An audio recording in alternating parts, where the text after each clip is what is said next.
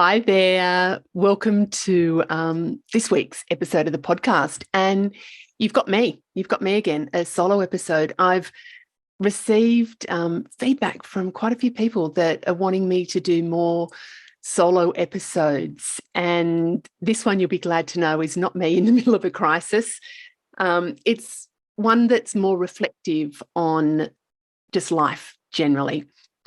And one of the things that I've been reflecting on has been Blossom, my mobile office, my happy mobile, and how my journey with her has kind of reflected a fairly poignant journey in other areas of my life. And I'll share my thoughts. I'm not going to overthink what the lessons are for this podcast or anything special. I'm just going to trust that it'll be like the podcasts that I have when I'm chatting with other women, that the pearls of wisdom just drop when they need to drop. So I'm going to trust that will happen. I must admit, I do find solo episodes more difficult than when I'm chatting with others, because when I'm chatting with others, it sort of flows and we engage. When it's just me, it's sort of my thoughts and my there's not the other person there to direct me. So anyway, we'll see how we go. I have made a few notes, and so you might hear me rustling my paper as we go through. So for those of you who don't know, I have a mobile office that I affectionately call Blossom. And my mobile office is a huge bus. It's a 1980s school bus that had been converted into a mobile home by somebody else. And then I purchased her, and I've since converted her. I've zhuzhed her up and I've converted her into my mobile office. And I'll just share with you why I've done that. Maybe it was about 6 years ago. It was definitely before COVID. It was a couple of years before COVID, I'm sure. And working predominantly in the corporate space, coaching clients, and I go into the client's premises and do the coaching there. And there was one particular client that said, do I have my own office that she could come to? She didn't want to do her coaching on site. And I said, no, I didn't. Then she was asking about whether we could meet in a cafe. And, you know what, some coaching's okay for that. I prefer to do it in a more private setting. And I didn't at that stage. So we made some other arrangements. But it got me thinking about, wouldn't it be cool if I had a little mobile van? I pictured in my mind at this stage a combi van. And if I could go and pick people up, we'd drive down to the lake in Canberra. Now, Canberra's not very big. For those of you that don't know Canberra, it's probably half an hour from one side, or maybe it's a little bit more than that now, but it's probably half an hour from one side to the other. So it's not huge. So I could pick people up. We could pop down to the lake, and the lake here is absolutely beautiful and stunning and gorgeous. We could pop down to the lake, have the coaching session, it'd be private. Then I could drop them back to wherever it was, their work. So I got my manifesting magic happening, and I started looking at combi vans and thinking about, getting a combi van. Oh my God. Oh, for combi vans, they're VW, Volkswagen vans, and they're from the 70s, and a lot of them have been done up, and they're just kind of hippie, super chic, cool. So I was looking at those, but they were like $1,000,000, and then you'd still have to do it up.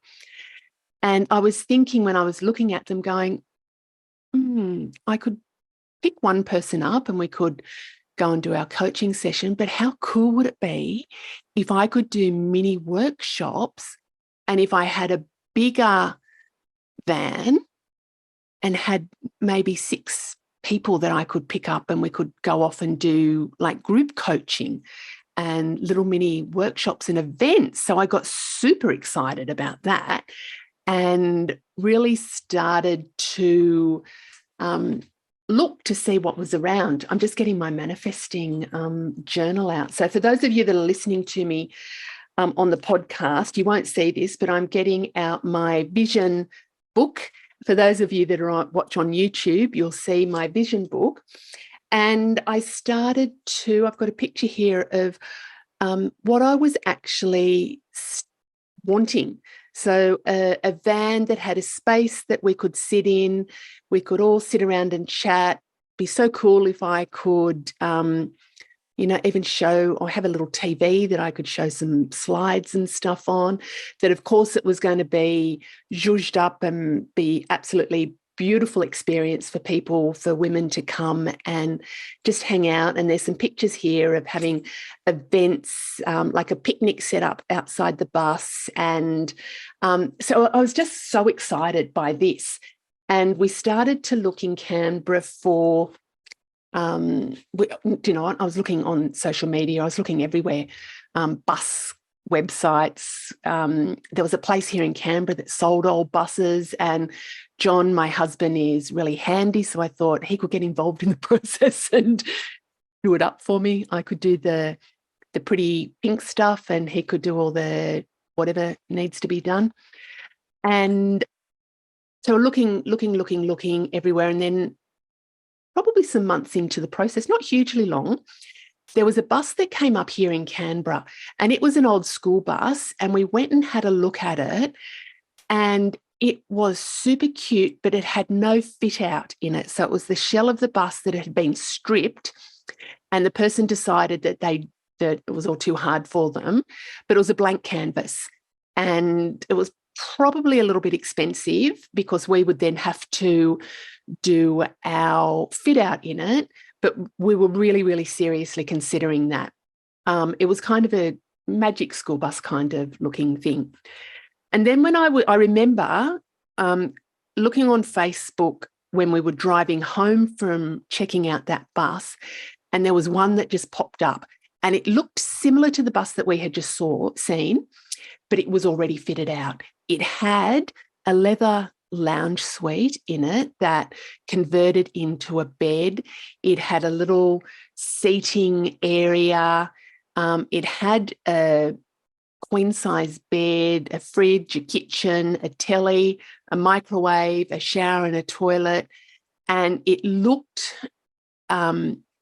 really cool that I could run the little workshops, and I could also pick people up for the coaching. So do you know what? Oh my God, I have never done this before in my life, but do you know what I did? I rang the woman and she said, it's a quick sale. I need to sell it. Life circumstances have changed, and if you make me an offer, I'm not going to mess around with anything. I just want it to be sold. So I made a deposit, and so I'd seen the photos of it. We live in Canberra. She was in Queensland. So she was, it's probably a 14-hour drive from Canberra. And I bought the bus on Facebook. I checked with John, and it was kind of like, oh my God. So then a week later, we flew up to Queensland to pick the bus up. And it was just a comedy of absolute friggin' errors, that she picked us up from the airport, and then she was just this, I don't know, there was something weird going on. She took us to the bus. She hadn't, so then we had to drive another hour and a half. So with this woman we'd never met before, we drove and took us to the bus that she had stored at a place where you store caravans and buses when, grey nomads store them there when they're not travelling in them. So we went and we drove there, and when we drove up to the bus, it was parked with all these other big school, like full, we call them action buses here in Canberra, but full-length passenger buses. And it was there, and I'm looking for this smaller bus, and she said, no, that's it. when we were in the car, John got out and he was pretty excited, but I just sat in the car and I went, oh my God, what have I done? Oh my God, oh my fucking God, what have I done? It was big. It was bigger than the bus that I had seen in Canberra. And it's funny because I had to, for this particular bus, she said, you're going to need to get a truck license to drive it. You can't drive it on a normal license. And that kind of surprised me. But I was just like, oh, well, it just looks like, in my mind, it was the same size as the bus that I'd seen here in Canberra, which was a mini kind of half-size bus. So I just had it in my mind that they were the same size. So I went and got I did the knowledge test for my truck license. And for those of you in Australia, you have to get your ELS, your learner license, and you have to have your learner license for a period of time. Then you have to go and have a test and be assessed. And because it was a truck license, and for those of you here, it's a medium rigid, and I had to do the test as though I would drive any medium rigid truck. So that's not just about the road rules, it's about driving a 10-ton vehicle. And also, because it's a truck license, I had to demonstrate and learn how to do all the trucky high-down loading knots and everything. So anyway, I got my knowledge test for my learners. So when John and I went to Queensland to get Blossom, the plan was that we would get her and then we would drive back to Canberra, stopping in to see my brother at Newcastle. So that was halfway. So it was going to be maybe about a 14-hour drive. So we were going to break it up, stay overnight, and we were super excited and to be able to do this. So when we got to the bloody bus, I just sat in the car and I just couldn't move. I just couldn't move. I'm just going, oh my God, I have paid the woman sight unseen and we're going to pick this bus up. It is probably maybe 3 or 4 meters longer than I was expecting it to be, and like maybe twice as big as I was expecting it to be. And John was walking all around the bus. He was doing all the check and everything. It hadn't been driven for 2 years. So it was in this parking lot for 2 years. And when he went to start it, the battery didn't work. Like the batteries were flat. And surely this woman would have checked that. So we had to go off and buy new batteries for it. And bus batteries are not like normal car batteries. We had to get 2 bus batteries that were like $1 And then we had to do something. The wipers weren't working and it was raining. And it was just all this comedy of bloody errors.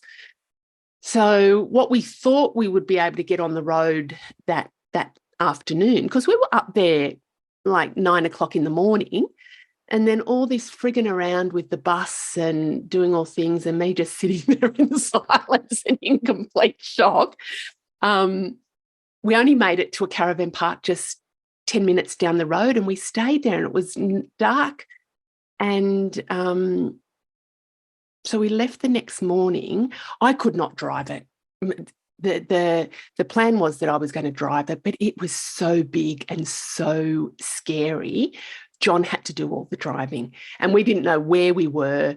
So trying to use the GPS, and I just sat in the passenger seat in silence. I just like, oh my freaking God, I don't even know where we're going to store this bus. I don't even know what we're going to do. So all this naivety was kind of coming to play, and we're driving. So we left Queensland.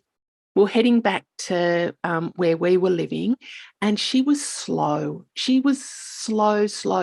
And we kind of anticipated that, but she was super, super chuggy slow. And we were going up, even just gentle incline. She was struggling. And I sat in the passenger seat. We couldn't talk to each other because it was really loud in the bus. And John's got his truck license, so he was concentrating. And I was sitting in the passenger seat and I had my Garmin watch on, and I was just sitting there. And I think all through the day, we just sat there for hours. We got out and had, toilet breaks and things like that. So I would have maybe walked, I don't know, 100 steps, not much. But when we got there, my watch said that I had done 20,000 steps, because sitting there and it was so bouncy, my watch thought that I was actually walking and stuff. So it was just this bouncy, noisy, lots of kind of like, oh my goodness. And it was starting to get dark. It was taking us so long. We're expecting to be at my brother's place before dark, and we're probably about an hour out, and it was getting dark, and we're just going up this incline like chuk chuk chuk chuk chuk chuk chuk chuk, and she stopped. And then John was like, I need to turn off. This is on the main highway, for those of you Brisbane to Sydney. And he said, I need to pull off the road. So he pulled down this dirt lane. This is in the night time. And because it's such a big bus, I couldn't turn it around. And he had to do this like squillion point turn with me frozen and in shock, trying to give him instructions so we could go back to this little village. We went back to this little village. And the NRMA, when you buy a vehicle, it's one of our car insurance places here in Australia. We were coming back that day, and I thought, oh shit, I haven't got the NRMA on it. What happens if it breaks down? So at lunchtime this day, I did ring up NRMA and I said, look, can you just get us the roadside coverage? Got a vehicle. So we did that at lunchtime. 6 hours later, Blossom broke down. She broke down. And we turned around into this little village. We called the NRMA and they said, you're supposed to be covered for 48 hours before we actually cover you. But because you're gold members and you've been members with us for so long, we'll cover you. And so anyway, they said, but we can't do anything tonight. We'll come out the next day and we'll check out what's wrong. Came out and they said, we're going to have to tow you to the nearest town. And that was Taree, which was probably an hour away. Anyway, big truck guy came and towed the bus and us to Taree, and they said, we're going to need to keep it here and check it out. And we're on our way back to Canberra. So we got a hire car. We went back to Canberra. I'm still paralysed with like, oh my God, what have we done? And we spent it's not like she was cheap either. So anyway, she spent a week in Taree. They fixed her. It was dirty fuel because this woman hadn't driven for so long. Somehow plastic bag had got into the fuel and all disintegrated. So they kind of cleared her up. And when we, and the NRMA were amazing. We got a hire car as part of the coverage. They didn't pay for the, we had to pay for her getting fixed, but the towing was all covered. Did that. So then we hire car'd back to Canberra. Then the next weekend we hired back to get her. We drove back to Canberra. John had to drive through Sydney. So luckily he's a great driver. I was still absolutely frozen and scared and just was like, holy hell, what am I even thinking? What are we going to do? I guess we can always resell it, blah, blah, blah. But I thought, no, I'm going to actually persevere with this. I'm going to get my truck license. I've got my learners and I'm going to learn how to drive her. And John and I would go out where we used to teach the kids to drive when they were younger, was out to, for those of you that know Canberra, the Murrum Bateman Showground.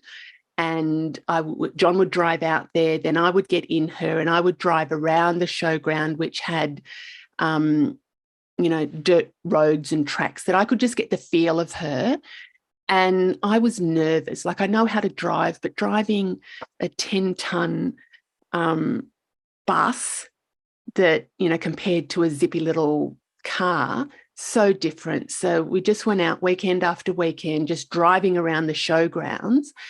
And, I just had all of this, oh man, I just had so much self-doubt and worry and fear because I felt intimidated. And I knew that I could make it work. So I persevered through what I needed to do. And I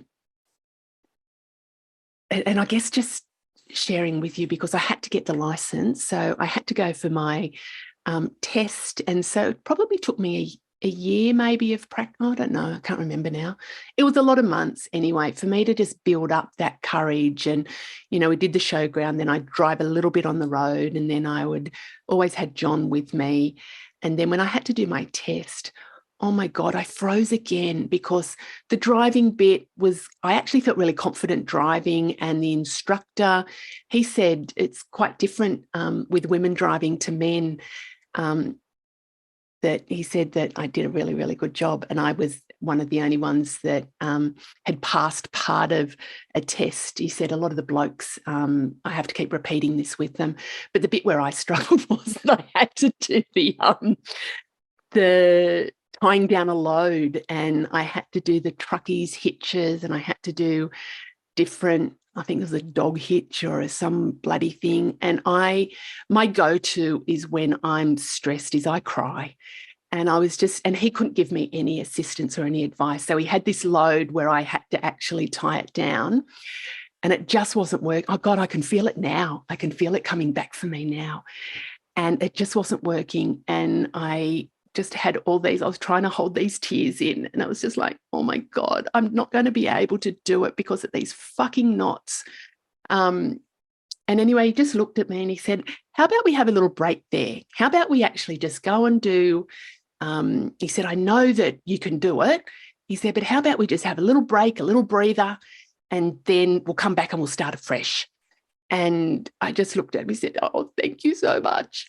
And we did that. We had a little break. We walked around the truck. He was really kind, really motivating. And I went back and he said, you can do it. He said, I know you can do it.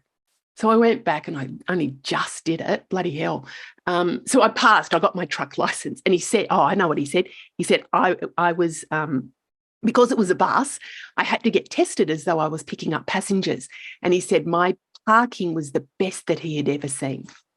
So that was cool. Anyway, so I had got Blossom, and was still intimidated by her. And that thought of intimidation, I was driving her the other day to one of the life strategy, Success Express strategy sessions that I was doing with a girlfriend.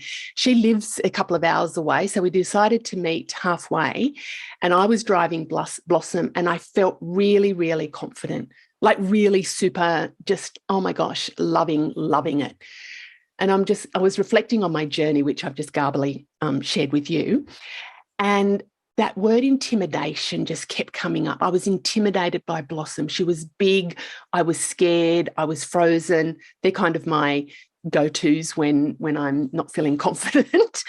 But what happened is I had this flashback to a memory of when I was probably about 25, and I was learning to be a trainer in the taxation office where I worked at the time, and I was getting accredited in the Myers-Briggs type indicator. So that's a personality preference indicator.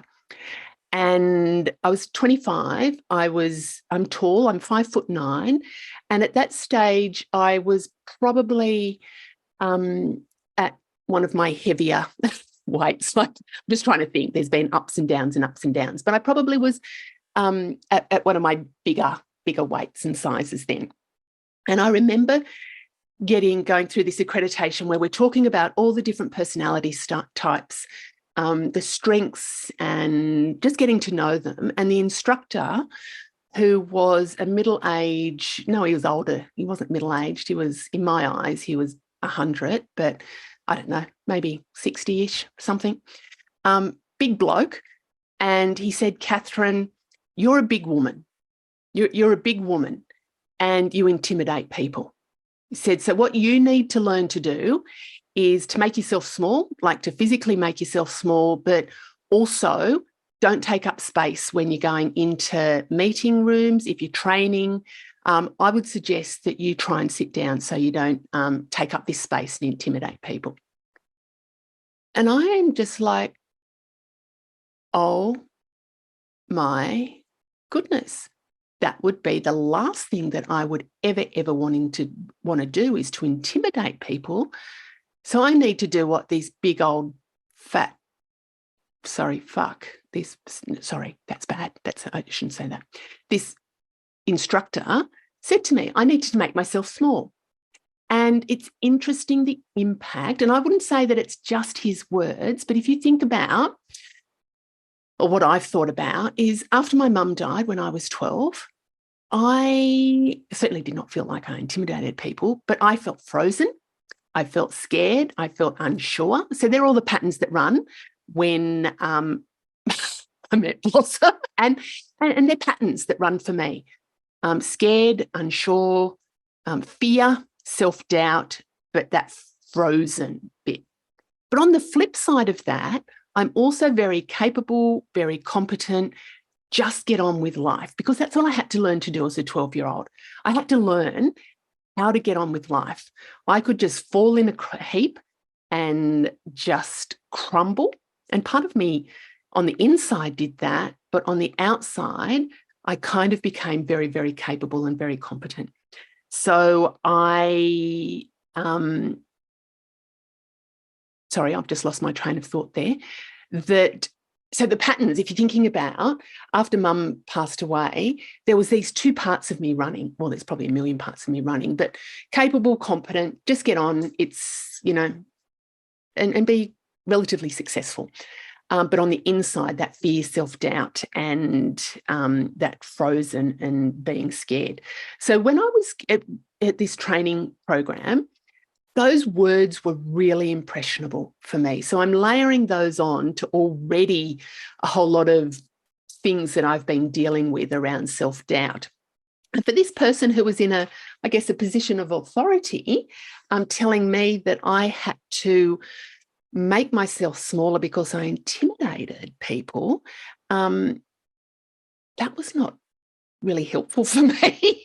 I very shortly after that, I travelled overseas. I travelled overseas on my own for 6 months, and I felt a real shift in my personality happened then.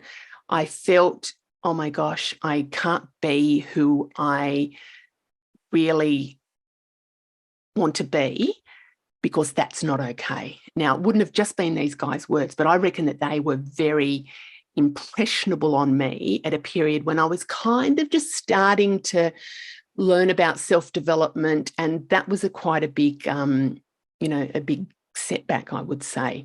And I've, this theme running through my life is I have to keep myself small, even though there's part of me that knows that that's crazy and silly and all those things. There's been this theme of I've kind of needed to keep myself small, and it's been, it's held me back. And I guess it's been this form of self-sabotage. And reflecting back on Blossom, I felt intimidated by her size and her maneuverability. So there was some kind of, consciously, it probably doesn't even make sense, but there was some links at this subconscious that she was another version of holding me back, because I felt, until kind of more recently, intimidated by her. She's not easy. She's not easy to drive around.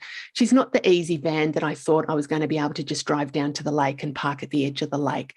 I've got to put forethought into where I go, because if I get trapped somewhere and I can't turn around, like John and I did on the way back from Brisbane, that still scares me. I'm not at that level where I can get myself out of those tricky situations. So she was another version of, I was kind of holding myself back with what I wanted to do with Blossom.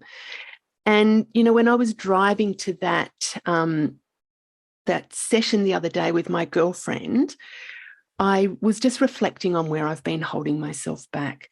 I really hadn't put the pieces consciously together until, just fairly recently. And I'm not sure if you relate to any of this. And it's probably all a little bit garbly as well once I get talking. But do you have your version of what's holding you back? Mine has been themes of having to keep myself small. And it's even interesting as I talk this through, that whole diet merry-go-round, that, some of my eating habits have not been very healthy because there's been this feeling that I've had to keep myself smaller than what I am. Now, what I've learned is that that's kind of crazy bullshit stuff. But it's certainly played a big part in who I am and my life. So I've had some aha moments more recently around those. And I was attending a webinar the other day, and the presenter was talking about self-confidence and presenting in communication and confidence in your communication. And a couple of the things that she said was that she's always been authentic, but she likened it to the frosted glass that you have often in a bathroom that you can't quite see through. She likened her authenticity to like that frosted glass, that it was always that she was always who she was, but there was this filter that she applied to her authenticity. And that really related to me. Like I'm authentic. I'm absolutely authentic, but I've also applied a very carefully curated filter about which parts that I will let people see and which parts I will keep very private and hidden. Now, I think that there's nothing wrong with that, because we don't want to, I see a lot of people who say, I'm being my authentic self and I don't give a shit about what people think about it. If they don't like who I am, then stiff shit. Yes, but it's also about we need to modify and adjust depending on the situations that we're in. But what I resonated with was this filter of not letting people see the real me. And I think the patterns, I know the patterns for me have been, it's not okay for me to be the real me, even though I'm authentic. So it's like those two parts of me, remember, capable, competent, get on with things. So yes, I do show up. I push through a lot of those fears, but there's this feeling internally about, that's not okay to be who I am. So I think those bits are actually lesser and lesser and lesser. And it's almost like the pieces of the puzzle around that for me are just all falling into place. And when this woman said it the other day about that filter, it's like, yeah, that makes sense. And it's not something new that I've heard, but I needed to hear it at that time. So my process for the aha moments are about just, I guess, what's it been for me? It started from this reflection was when I was driving Blossom the other day and I felt really confident driving her. And then I went, I haven't always. And then I was remembering back on the process and going, oh my God, I have not felt confident. I have been really holding myself back because I found her intimidating.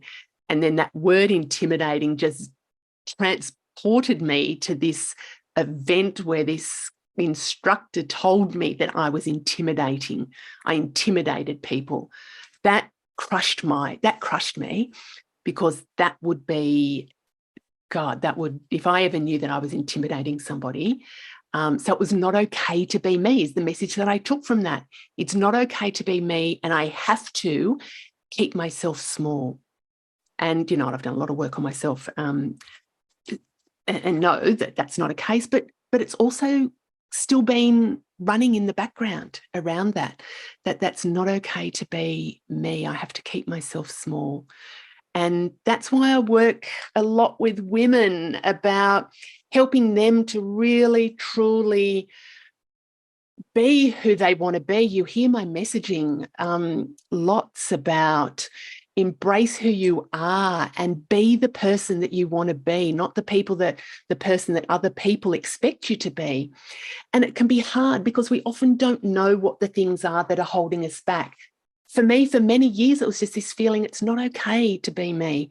I didn't go, oh, yeah, that's because that bloke said, oh, yeah, that's because of all these other things. It was just this feeling of, oh, it's not okay. So if you're struggling with that, I would love to help you, because I do have some